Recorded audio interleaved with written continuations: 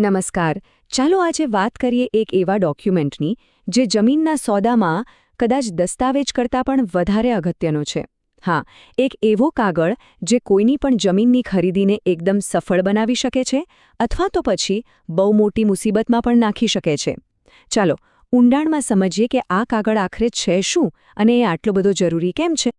જરા કલ્પના કરો, કોઈ વ્યક્તિ પોતાના સપનાનું ઘર બનાવવા માટે એક સરસ મજાની જમીન ખરીદે અને પછી ખબર પડે કે અરે, અહીં તો બાંધકામ કરવું જ ગેરકાયદેસર છે.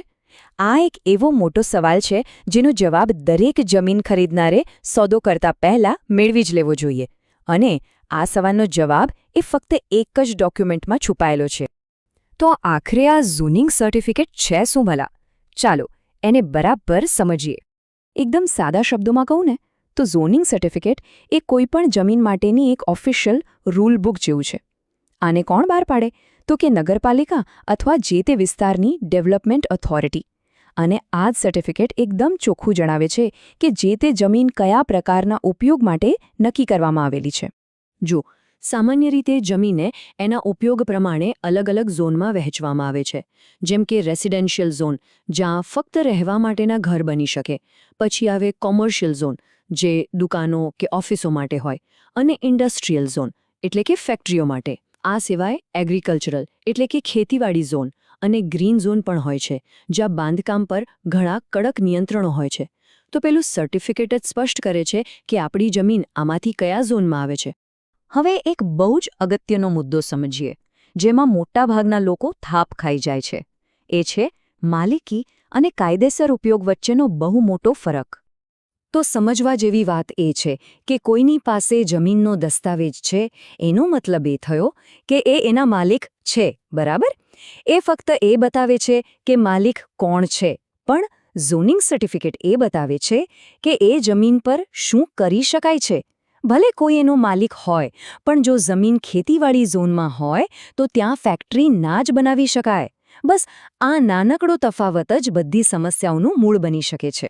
તો સવાલ એ થાય કે આ સર્ટિફિકેટની જરૂર ખરેખર ક્યારે પડે છે, અને જો એને નજરઅંદાજ કરવામાં આવે તો શું થઈ શકે? એના પરિણામો કેવા હોઈ શકે? આ ડોક્યુમેન્ટની જરૂર મુખ્યત્વે 4 જગ્યાએ તો પડે જ છે. પહેલું, કોઈપણ જમીન ખરીદતા પહેલાં ચેક કરી લેવું કે એનો ઝોન કયો છે.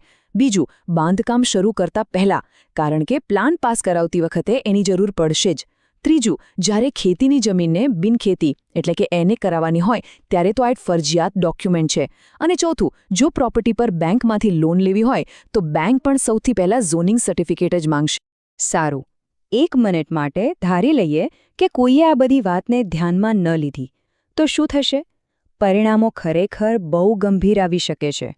જો કોઈ વ્યક્તિ ઝોનના નિયમોની વિરુદ્ધ જઈને બાંધકામ કરે તો સૌથી પહેલાં તો સરકારી નોટિસ આવે અને મોટો દંડ પણ થઈ શકે છે.